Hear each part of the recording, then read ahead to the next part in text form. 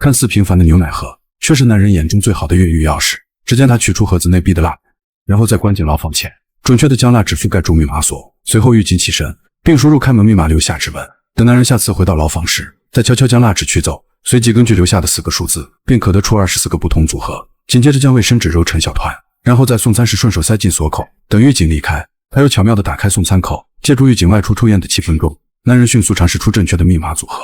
在开门后的第一时间，他就来到监控室，赶紧将房间内的监控录像调至刚进门的那段，为越狱争取更多时间。紧接着他打开通风管道，悄无声息地躲进里面，最后顺着管道的连接方向，成功进入到监狱的消防室，随手拿上一件合身的消防服，等待外面的同伙接应。随着同伙按下引爆按钮，外围的汽车瞬间爆炸。这时的男人已经借助消防车成功逃出监狱，并且非常自然地钻进同伙的车。本以为接下来会是一场大逃亡，没曾想男人竟穿着狱服，大摇大摆地走下车，不紧不慢地走向电话亭。这也让路过的巡警发现异常，赶忙刹车呼叫总部。此刻的男人不慌不忙地拨通电话，眼看男人已经被警察死死包围，他却告诉电话那头的人 Showtime。 随后男人走出电话亭，并举起双手伸向后脑勺。本以为男人会再次回归监狱，可不曾想，他不仅没有受到法律的制裁，反而给典狱长上了一课。原来龙叔不是别人，而是专业测试监狱安全的越狱专家。他不仅7年成功越狱15次，甚至还为此写了一本监狱安全系统的书，江湖人称逃脱大师。很快又有生意上门，而这次不同的是，对方竟出价500万邀请龙叔帮忙测试一座秘密监狱的可靠性。不仅监狱的位置无可奉告，甚至连基本构造都无法了解。如此苛刻的条件，也就意味着龙叔不可能得到任何帮助。显然这种没有安全保障的货，龙叔是会拒绝的。但对方属实给的够多，果然分量越大，鱼就越贵。随即助理给龙叔伪造了新的身份，并且还给龙叔植入了定位器。可就在他等待接应时，突然一台黑车停在龙叔跟前，不仅将他定位拖进车里，甚至还找到他的定位器，并将其取出砸成粉末。瞬间助理就失去了龙叔的位置。随着一针下去，龙叔也很快进入昏厥。等他再次醒来，竟被关进了满是服药的监狱。如此庞大的工程，让号称逃脱大师的龙叔也为之敬畏。因为这里的狱警不仅全部真枪实弹戒备，甚至连犯人的一举一动都被360度无死角探头监视。很快龙叔被抓进审讯室，经过典狱长的简单核实，单方确认犯人并没有任何问题。可龙叔觉得此事另有蹊跷，于是选择报出撤离密码，这让典狱长听得十分疑惑，表示说出一串数字就能获得自由，那我这典狱长的位子也太好坐了。最终龙叔依旧被关押。很快他迎来第一次放风，龙叔也并没有就此放弃逃脱，毕竟他是逃脱大师，内心有远铭记越狱3要素。仔细观察监狱整体结构，熟悉狱警的各种行为，如今没有外面驻守的接应，那就在内部寻找内应。还不等龙叔开始行动，一群狱霸就围了上来。本以为眼前的龙叔是只老虎，刚出手就被龙叔折断手指，吃了沙包大拳头，本想开始群殴龙叔，却被一个更狠的狠人叫住。强大的气场吓得小弟连连后退。这人不是别人，而是称霸多年监狱的州长。他不仅向龙叔示好，还希望龙叔能够加入自己。可龙叔哪有心思拉帮结派，现在最想做的就是赶紧逃出这个鬼地方。然而令他没想到的是，这所超级监狱竟是参考他的著作设计的。此时的龙叔并没有就此放弃，依旧寻找监狱的漏洞，这让远处的州长发现端倪。于是在放风时，州长叫住了经过的龙叔，因为他感觉龙叔不是一般人，想了解他的事迹。可龙叔依旧不想搭理州长，但这让州长更加肯定龙叔绝对非同一般，并表示需要帮助随时分配。很快龙叔对整个常规区域有所了解，但唯独禁闭区还是个谜。此时州长也看出了他的疑惑，一击重拳暴击龙叔，这让毫无防备的龙叔疼得厉害。州长却表示这是在帮他，既然州长是个热心肠，那龙叔自然不会放过这个机会。 See what you can do. All right. 可这一拳并没给州长造成任何伤害，很快两人便打成一团，这也让狱长看在眼里。 Guess boys will be boys. 于是下令处理两人，这也让龙叔成功进入禁闭室。还不等他仔细观察情况，一面巨大的浴霸灯开启，这让龙叔瞬间感觉后悔。而监控外的典狱长却细细品味着美酒，并且欣赏着龙叔给的佳作。殊不知龙叔趁机低下头，观察着地面的每一个细节。另一边的助理正因为失去龙叔的定位，倍感焦急，于是找到老板寻求帮助，可老板却表示自己也无能为力，这让女助理失望离开。很快禁闭室的门被打开，原来是监狱的医生来做检查。看着快要虚脱的龙叔，医生赶忙拿出血压仪帮龙叔检查身体情况。医生的出现也让龙叔感觉到监狱完全与外界隔绝，而医生无奈的表情也说明了他还有最基本的良知。出来后州长询问龙叔情况，可龙叔却迟迟不肯回答，只是在桌上画了一幅简易的画，这让州长瞬间明白，随即跟上去询问龙叔的来历。为了抓住州长的好奇心，他借机让州长再帮自己一次，就可以带他一起离开这里。显然这也是州长想要的。 What's the favor this time? I need a piece of metal, about 3 inches wide, round, smooth. Oh, no problem. I hit the Home Depot, and I'll be right back, okay?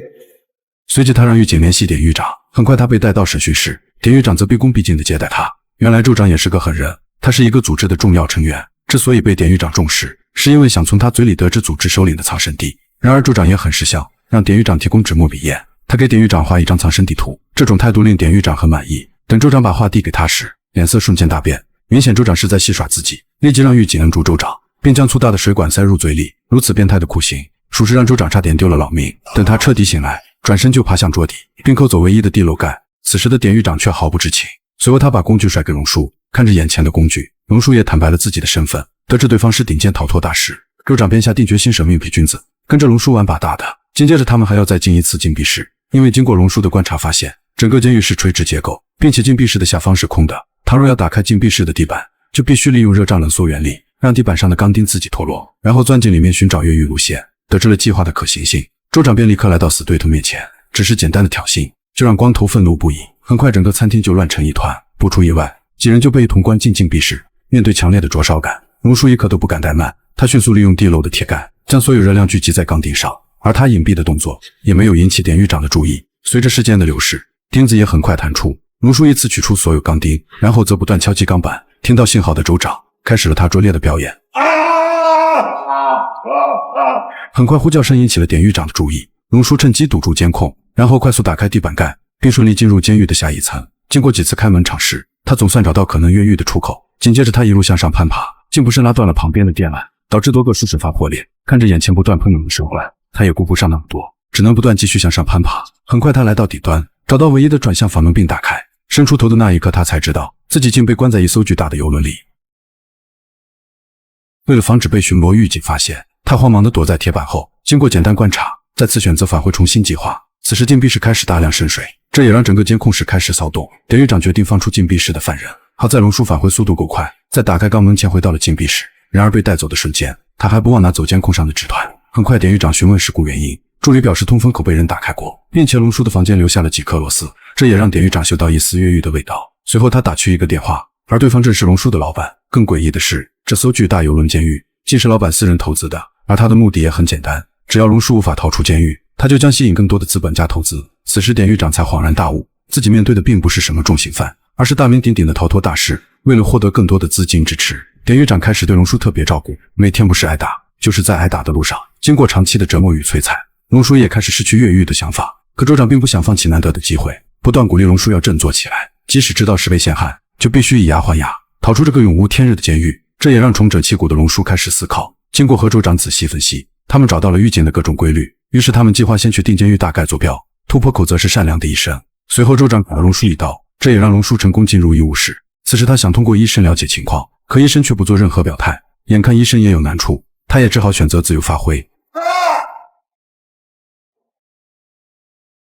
It's okay, it's under control. Put him back here. Sorry.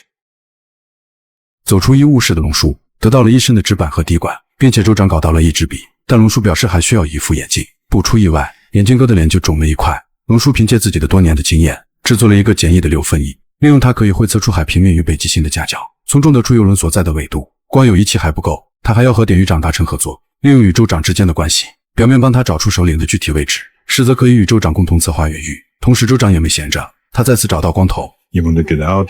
没曾想光头却被抓进审讯室，他利用龙叔等人越狱计划，换取到邮轮外面祷告的机会。果然典狱长允许他的请求，其实光头与州长已经合作，利用外出的机会帮忙测绘邮轮纬度。很快龙叔得到了纬度30度22分，也就是回归线无分带。再根据流水方向为逆时针，最终确定邮轮在北半球。此刻正处11月份，并且龙叔上次在甲板上感受到温热的雨水，就此他却信自己正处在经度30度。而符合这种条件的国际海域也只有摩洛哥的沿海。既然坐标基本确定，但是消息还需要传达出去，于是龙叔再次想起医生，并告诉他自己就是越狱大师，而并非所谓的重刑罪犯。为了证明龙叔说的属实，医生决定潜入典狱长房间，等他再次出来，立刻约见了龙叔，并决定帮助龙叔几人越狱。此刻的龙叔却定计划无误，立马通知了州长，同时州长也给了光头一个回眸。为了迷惑典狱长，光头告诉了典狱长越狱计划，并且龙叔晚上通过摩斯密码传递了与光头相同的计划时间，这也让典狱长相信不疑。于是典狱长聪明地将大量狱警全部派往了指定区域。然而令典狱长没想到，龙叔等人却在活动区提前发动群殴，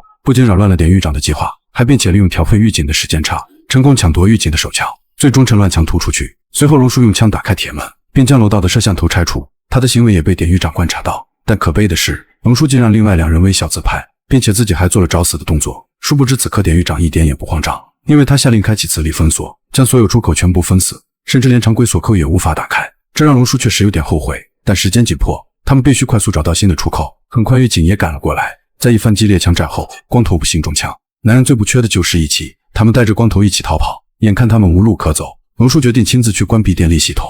等龙叔走后，光头也知道自己逃不出去，决定独自一人断后。他利用自己仅剩的生命，为2人争取了更多越狱时间。龙叔也不负众望，成功躲开狱警的追捕，找到了系统控制室。此时的小弟还想跟龙叔较量，却被龙叔2拳打倒。随后他赶忙关闭电力系统，等待的州长则成功逃到了甲板。此刻船长还在瞭望风景，却被突然出现的直升机打断。 What the fuck？ 还不等他们喘息，直升机调转方向，巨大的火力对着主控室输出，瞬间便将其打成筛子。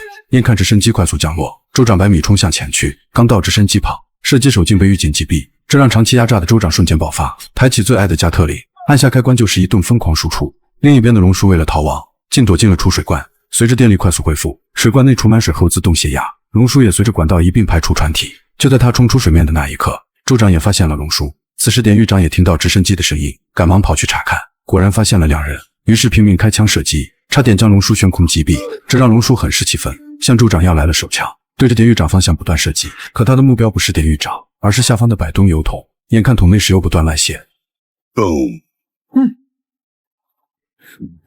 本以为电影就此结束，但龙叔还有没完成的任务。眼看2人成功回到岸边，远处就开来一辆路虎，下车的不是别人，正是那个下蛋的女人。而典狱长找的那个首领就是州长本人。然而龙叔被陷害的事，女人却一无所知。得知所有真相的龙叔，则给老板送去了一份大礼。然而此时的老板被关进密室，随着货轮慢慢远去，